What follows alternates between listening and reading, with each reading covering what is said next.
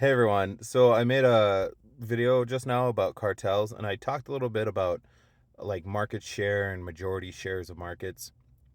And it's easy to think that like majority share is like, oh, 51% or more. Or in a lot of people think like, oh, it's a monopoly. It must be 100% or like 99%. And that's not the case. It's you just there's a formula for it. Market share equals sales by the company divided by total industry sales, and that gives you like a rough idea.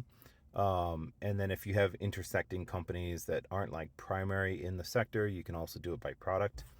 But point being is that there's so many players in the market that you can have majority market control simply by like getting like to 21% or something like that. Let's just say because there's so many other players, and let's say you cornered 21% of the market, and the next biggest person, your rival, would say maybe they have 15%, or maybe they have 20%, and they're right there next to you. So I just think that's important to like clarify because it's pretty easy to be like, oh, well, that's not a monopoly. They don't have 100%, or that's not a monopoly. It's like, um, and in the context not of monopolies but of cartels, what they'll do is like, hey, I have 20%, you have 20%, that dude over there has 30%.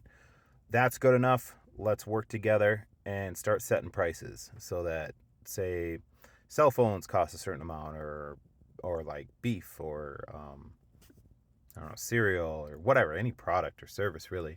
If you control that much of the market, you get to like say what's what. So I think I'm not entirely sure, but I think it's called price setting at that point.